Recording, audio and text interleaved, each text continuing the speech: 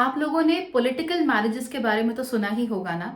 यानी कि ऐसी शादियां जो पहले करवाई जाती थी अपना राज्य बचाने के लिए, अपना सिंहासन बचाने के लिए, या फिर दो लोग खुद ही कर लिया करते थे ये इंश्योर करने के लिए कि उनकी पावर चलती रहे। ऐतिहासिक तौर पर देखें तो पॉलिटिकल मैरिजेस कोई भी नई चीज नहीं है। इनफैक्ट जो अरेंज मैरिज का कॉन्सेप्ट है वो भी कहीं ना कहीं थोड़ा बहुत पॉलिटिकल होता ही है, क्योंकि वहां पर भी ये कोशिश की जाती है कि दो परिवारों का संबंध, उनका कामकाज, उनके सोशल स्टेटस, ये सब चीजें बराबरी पर रहें या बनी रहें।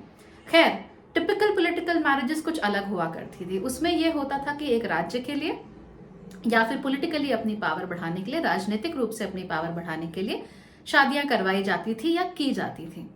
कुछ इसी तरह की शादियां, कुछ इसी तरह के अलायंसेस देखने को मिलते हैं जब आपका सन होता है 7th हाउस में। तो 7वें घर का सूर्य आपके लिए क्या क्या लेकर आ सकता है, और क्योंकि ये 7वें घर में है इसीलिए आपकी शादी को लेकर कितनी सारी बातों का यहाँ से खुलासा हो सकता है, वो सारी बातें जान लेते हैं आज के वीडियो में।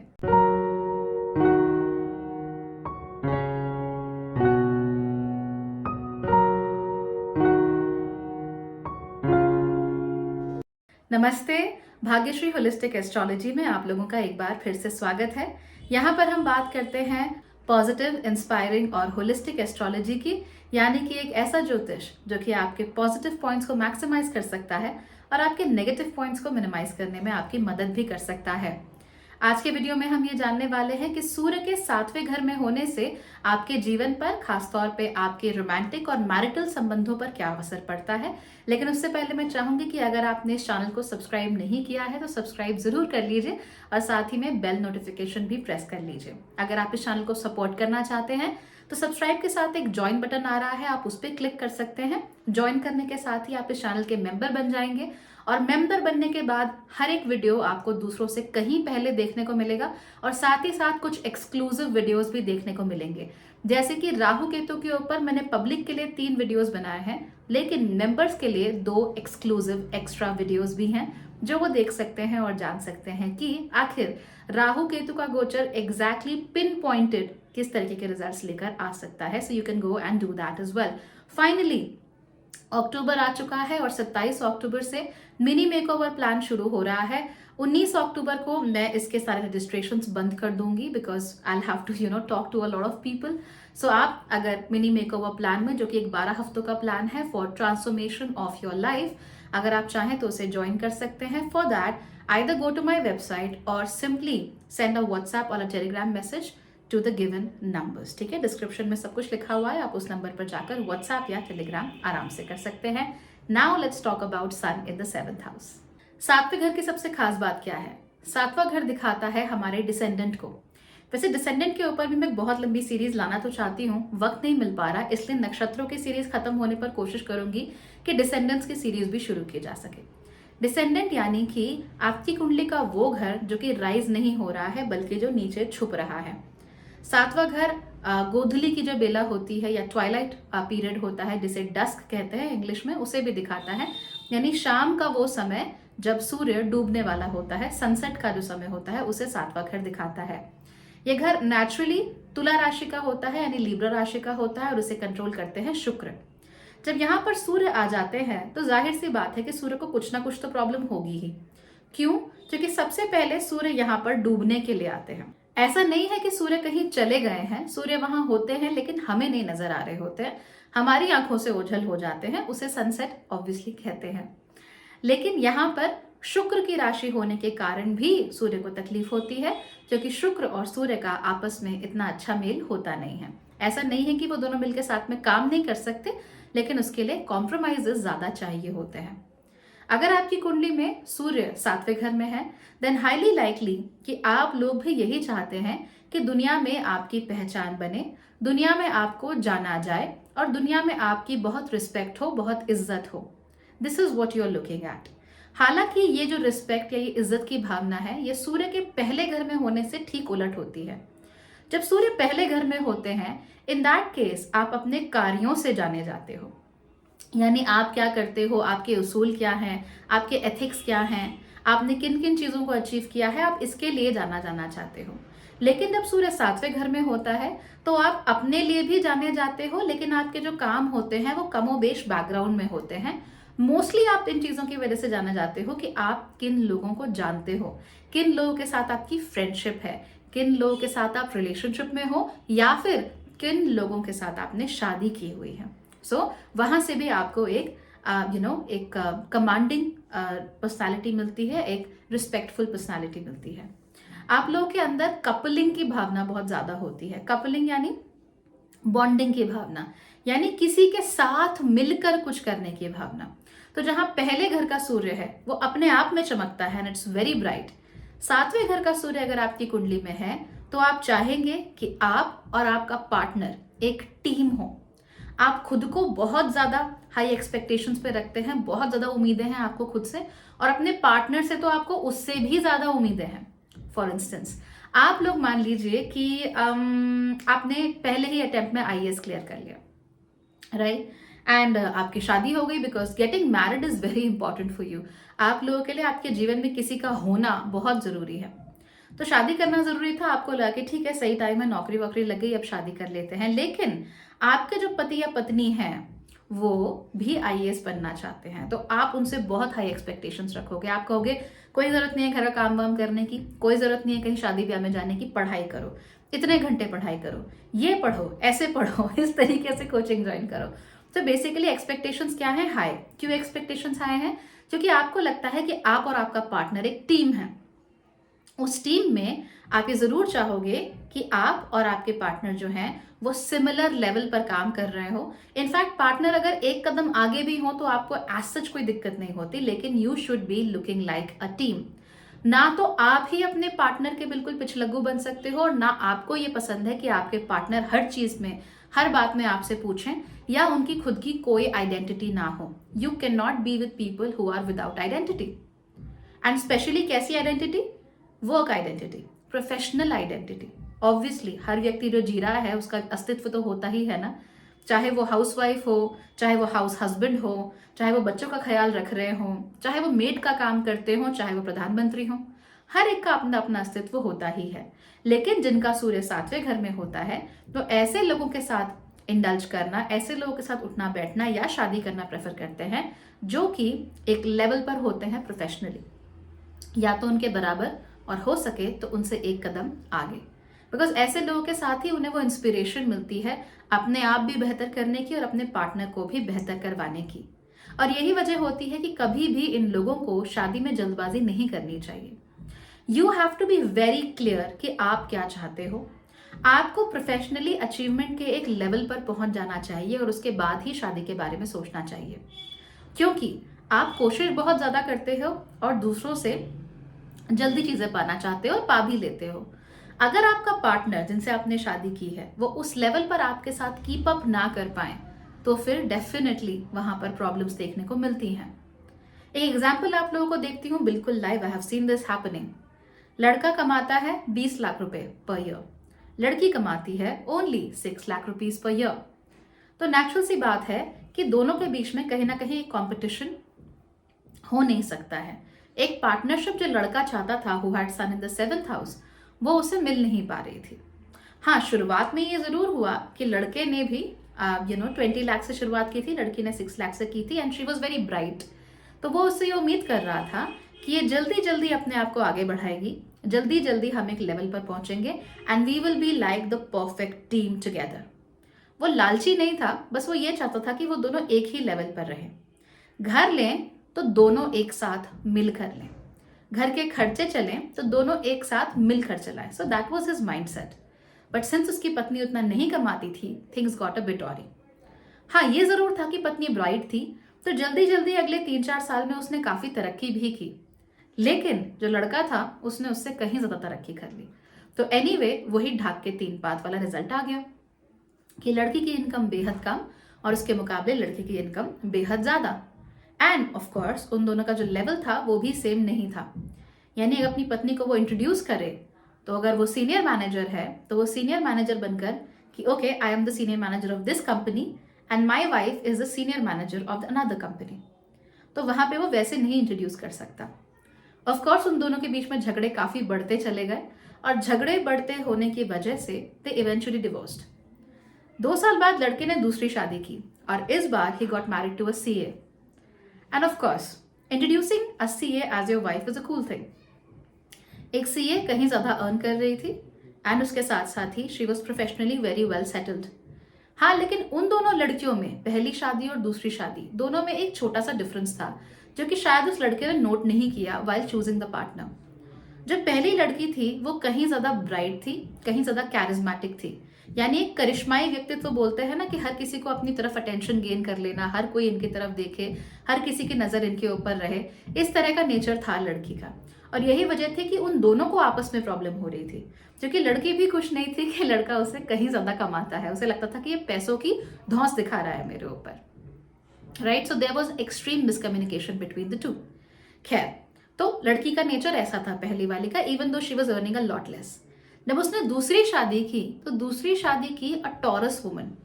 टॉरस होने की वजह से क्या था, उसमें इतना ज्यादा अटेंशन सीकिंग कैपेबिलिटीज नहीं थी, but she was professionally very well settled. Professionally well settled होने की वजह से क्या हो रहा था कि what ever she was doing, जो भी काम वो कर रही थी, उसकी सारी जो एनर्जीज थी वो अपने काम पर लग रही थी। Because of course being a CA with a lot of experience is not easy. बहुत सारा सिरदर्द होता है, बहुत सारे इश्यूज होते हैं, लेकिन उसके साथ साथ उसका जो नेचर था वो बहुत माइल्ड था। So she was not seeking attention, she was not asking for attention. हर जगह जाकर उसका ये नेचर नहीं था कि सब लोग मेरी तरफ देखें या मुझसे ही बात करें एंड ऑल दैट। तो इस वजह से क्या हो रहा था, दोनों की आपस में अच्छी पट रही थी, क्योंकि लड़का भी he was not an attention seeker at all. वो ये नहीं चाहता था कि लोग उसे आकर उसी की तरफ देखें। और of course if the wife is doing that he was uncomfortable पहली शादी में। दूसरी शादी में क्या होता है कि लड़की भी नहीं अटेंशन सीख कर रही, वो भी नहीं अटेंशन सीख कर रहा, दोनों का जो अर्निंग है वो काफी अच्छे लेवल पर है, इतना डिफरेंस नहीं है दोनों की अर्निंग के बीच में, and they can very well go for things. तो वो क्या करते थे कि वो पार्टीज में जाने के बजाय they started going out for weekend retreats, क्योंकि दोनों ही थोड़े स्पिरिचुअल नेचर के थे। तो ऐसे में दोनों की बहुत अच्छी पटी, दोनों की बहुत अच्छी बनी। अगर ये लड़का शायद पहली शादी करता ही नहीं और इसी तरह की लड़की को ढूंढता ये समझ के कि वो क्या चाहता है जिंदगी में, I think things would have been a lot better for the both of them. But that's how life is, we all make mistakes. तो खैर, मैंने कहानी तो सुना दी ना, उम्मीद करती हूँ कि आपको कुछ समझ में भी आया होगा। सातवां घर बहुत ज्यादा उम्मीदें रखता है अपने पार्टनर से, और इसीलिए कोई भी ऐसा पार्टनर जो उन उम्मीदों पे खरा नहीं उतर सकता, वहां पर उनके साथ बड़ी दिक्कत हो जाती है, परेशानी हो जाती है। जैसा कि मैंने कहा, आप लोगों को अपने करियर के या उम्र के किसी खास पड़ाव पर पहुंचकर ही शादी करना चाहिए। तो 28-32 साल, इससे पहले जल्दबाजी में आप शादी ना ही करें तो बेहतर है, खास तौर पे ऐसे लोगों से जो बहुत करिश्माई व्यक्तित्व रखते हो, इन एंड आउट। ओके, हाँ, घर पे हो सकता है कि ये व्यक्ति बहुत शांत हो, बहुत सादा हो, दैट्स ओके, लेकिन बाहर इसको बहुत सारे लोगों के साथ डील करना है, तो सारा करिश्माई व्यक्तित्व, सारी बातचीत, एवरीथिंग वो बाहर के लिए रिजर्व होनी चाहिए। घर में the person should be a lot more मेलो। मेलो यानी कि शांत चित्त व्यक्ति होना चाहिए, पब्लिक में चाहे कैसा भी हो। तो अगर आपका सूर्य 7वें घर में है तो आपको भी ऐसा ही पार्टनर चाहिए कि जो व्यक्ति बाहर चाहे कैसा भी हो, एंड बाहर थोड़ा स्वैगर होना चाहिए, थोड़ा रॉब होना चाहिए, लेकिन घर के अंदर दे आर नॉर्मल। तो पॉलिटिकली इन्वॉल्व लोग ऐसे लोगों को बहुत सूट करते हैं, क्योंकि इनकी सारी जो एनर्जी है वो लोगों के साथ ही चली जा रही है, तो घर आके वो अपनी अटेंशन सीकिंग एबिलिटीज का इतना इस्तेमाल नहीं करते हैं। लेकिन अगर आपके पार्टनर ऐसे हैं जो ज्यादातर घर पे काम करते हैं, then you will have an issue, because first things first, आपकी हाई एक्सपेक्टेशंस नहीं पूरी हो रही हैं। सेकेंड थिंग्स, उनकी जो अटेंशन सीकिंग है, that look at me, I am going through issues, वो नेगेटिव नहीं होती, वो पॉजिटिव होती हैं। और कई सारे लोग जो कि जिनके 7वें घर में सूर्य होता है, उनके पार्टनर्स की हेल्थ बड़ी खराब रहती है। नॉट ऑलवेज बिकॉज उनके होने से उनके जीवन में कुछ इशू हो गया, but sometimes these people use बीमारी और disease as a means to attract attention, क्योंकि वो कई बार स्टार्व्ड फील करते हैं कि आप उनकी तरफ ध्यान नहीं दे रहे हो। It's your fault, not always their fault. So they feel like उनकी तरफ ध्यान नहीं दिया जा रहा है, इसलिए वो किसी भी तरीके से अपने आप को उस चीज से काटने की या अपना ध्यान अपने ऊपर आकर्षित करने की कोशिश करते हैं। So do watch out for these things. Of course these things are very complicated, तो अगली बार आपके पार्टनर बीमार पड़े तो ये मत कहिए कि नाटक कर रही है, ऐसा कुछ नहीं है। बट कॉम्प्लिकेटेड थिंग्स, इस तरह की चीजें ज्यादा होती हैं, specially if they don't have a public facing world. Publicly अगर वो अपने आप को किसी इमेज में नहीं डाल सकते तो ऐसा होता है। ऐसे लोगों को जितना हो सके बिजनेस में भी पार्टनरशिप नहीं करनी चाहिए, क्योंकि अट्रैक्शन अक्सर इनका इन लोगों की तरफ होता है जो काफी चकाचौंध कर देते हैं इनको, and that is where they make mistakes. किसी का बहुत ज्यादा करिश्माई व्यक्ति का होना, उसका व्यक्तित्व ऐसा होना, ये कोई गारंटी नहीं है कि वो व्यक्ति घर के अंदर भी ऐसा ही होगा।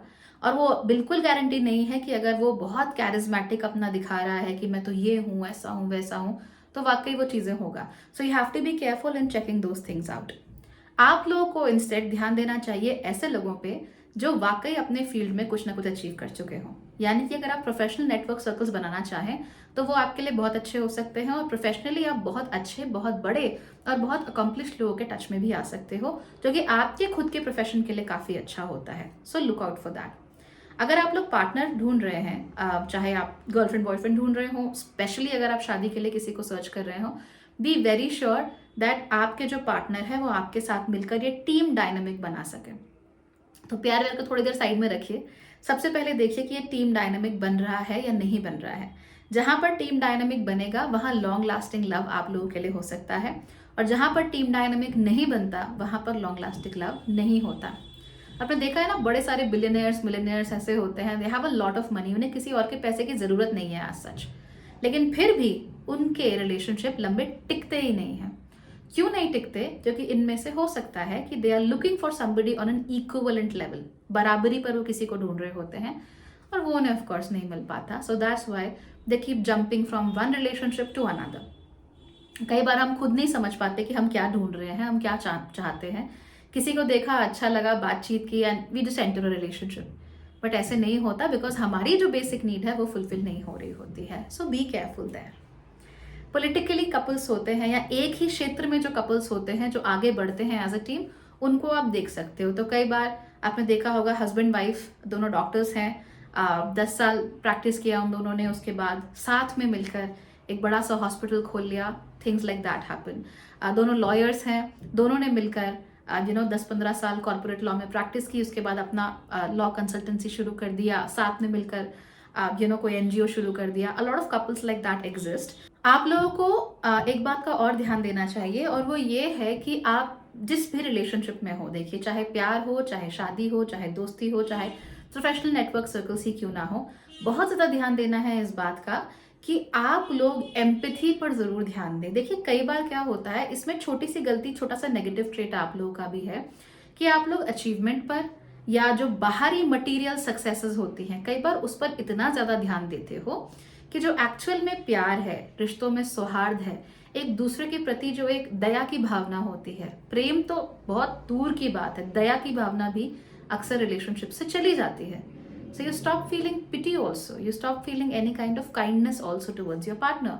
तो आप भी ऐसे हो सकते हो, आपका पार्टनर भी ऐसे हो सकता है, और फिर दोनों मिलके यू क्रिएट अ मेस। ऐसे नहीं होने देना है। कोशिश ये करनी है कि of course you're a team, लेकिन टीममेट्स के बीच में भी अच्छी फ्रेंडशिप होती है। टीममेट्स भी एक दूसरे से झूठ नहीं बोलते, टीममेट्स एक दूसरे का इस्तेमाल नहीं करते। इनफैक्ट अगर किसी एक व्यक्ति को समस्या होती है तो दूसरा व्यक्ति उसका साथ देता है, ये नहीं कहता कि keep up with me otherwise good bye, यानी ये नहीं कहता कि भैया मेरे साथ चलना है, मेरी स्पीड से चलना है तो चलो, वरना जहां पड़े हो पड़े रहो, ऐसे नहीं करते। इनफैक्ट टीम्स में क्या होता है कि कोई अगर गिर जाता है तो सब लोग मिलकर उसे उठाते हैं, एंड आप क्योंकि 2% टीम हो, इसीलिए अगर एक को तकलीफ होती है तो दूसरे को उसका साथ जरूर देना चाहिए। And that's why I am saying कि एक मैच्योरिटी के लेवल पर पहुंचकर ही ऐसे लोगों को शादी करनी चाहिए। बिजनेस खोल रहे हैं तो कुछ साल खुद बिजनेस चलाकर ही ऐसे लोगों को फिर अगर पार्टनरशिप करनी ही है तो, वैसे तो ना करे तो बेहतर है, पर अगर करनी ही है तभी एक लेवल पर जाके, एक मैच्योरिटी के लेवल पर आकर ही आप लोग पार्टनरशिप अपने लिए खोजिए। ठीक, तो ओवरऑल हमने क्या देखा कि इस जो कन्फिगरेशन के साथ जिन व्यक्तियों का जन्म हुआ होता है, ये कैसे होते हैं। रिश्तों में जो बिल्कुल बेसिक नुआंसेस होते हैं, थोड़ा बहुत जो हर रोज कॉम्प्रोमाइजेस होते हैं, वो करने में इन्हें तकलीफ होती है, इनके पार्टनर को भी तकलीफ होती है, तो इन चीजों पर उन्हें बहुत ज्यादा काम करना चाहिए। पार्टनर, आप कैरिज्मेटिक लोगों की तरफ ज्यादा अट्रैक्ट होते हो, जो लोग बहुत ज्यादा करिश्माई व्यक्तित्व के होते हैं उनकी तरफ अट्रैक्ट होते हो, बहुत ब्राइट होते हैं उनकी तरफ अट्रैक्ट होते हो। हर चमकती हुई चीज सोना नहीं होती है, ये आपको खुद को बताते रहना चाहिए। ठीक है, इसके साथ साथ ही ऐसे व्यक्ति के साथ आप जाइए जिसके साथ आप एक 2% टीम बन सको, जिसके साथ एक आइडियल कपल बन सको और जो आपकी एक्सपेक्टेशंस पर खरा उतर सके। सो आपकी एक्सपेक्टेशंस थोड़ी हाई हैं, हल्का सा नीचे कीजिए और ऐसे व्यक्ति को साथ लेकर चलिए जिसके साथ मिलकर आप आगे बढ़ सकते हो। That's the perfect situation for you all. इसके साथ साथ ही अपने कार्य क्षेत्र में जहां पर भी आप हैं वहां पर उन लोगों के साथ अपना संबंध बनाकर रखिए जो कि मेल्स हैं और अथॉरिटी फिगर में हैं। वहां से आपको बहुत बहुत अच्छे रिजल्ट्स देखने को मिलेंगे और जितना हो सके जीवन में इंडिपेंडेंस को प्रेफरेंस दीजिए, right? That will help you out a lot in life. हाँ, इसके जो रिजल्ट्स हैं इनमें परिवर्तन जरूर हो सकता है, राशि कौन सी है उसके आधार पर, और सूर्य के साथ कौन से ग्रह बैठे हुए हैं और कौन कौन से एस्पेक्ट्स यानी दृष्टियां सूर्य पर हैं। अगर सौम्य ग्रह यहाँ पर बैठे हुए हैं तो फिर भी वो थोड़ा बहुत सूर्य को मदद करते हैं ताकि वो थोड़ा काम डाउन हो और रिश्तों में बराबरी का एहसास दोनों पार्टनर्स को दिला सके। Otherwise if the sun is shining too bright, in that case there could be problems. जैसे कि मान लीजिए अगर आपका कुंभ लग्न है तो 7वें घर में सिंह राशि होगी, अगर वहां सूर्य आकर बैठे हुए हैं तो आपका पार्टनर जो है they could be very outward, यानी दुनिया के सामने एकदम अलग चीज हो सकती है और घर के ऊपर अंदर थोड़ी अलग चीज हो सकती है। और जरूरी नहीं है कि आपके अंदर उतनी एनर्जी हो, इमोशनल एनर्जी। कुंभ लगने वालों की बात कर रही हूँ, they don't have a lot of it. तो जरूरी नहीं है कि उनके अंदर इतनी इमोशनल एनर्जी हो कि वो दोनों को बैलेंस कर सके। अगर आप तो इमोशनल एनर्जी ला सकते हो अपने अंदर, वंडरफुल परफेक्ट पार्टनरशिप। अगर नहीं ला सकते हो तो प्रॉब्लम होती है। तो ये सोचकर चलिए कि अगर आपका पार्टनर बहुत ज्यादा आउटवर्ड फेसिंग है, मान लीजिए पॉलिटिशियन है, तो उनका पीछे का जो भी काम होता है वो आप संभाल सके, you become a team, right? इस तरीके से ही टीम बनाकर काम करना होता है। आपको एक स्टेप पीछे लेने में कोई समस्या नहीं है, as long as your partner is shining and you both are shining together, right? So ये हो गया सूर्य 7वें घर में। कुछ पूछना है, कुछ जानना है, किसी खास प्लैनेट के बारे में जानकारी चाहते हो, do write it down in the comments and I will try to make the videos ASAP. Alright, thank you so much for watching and bye bye.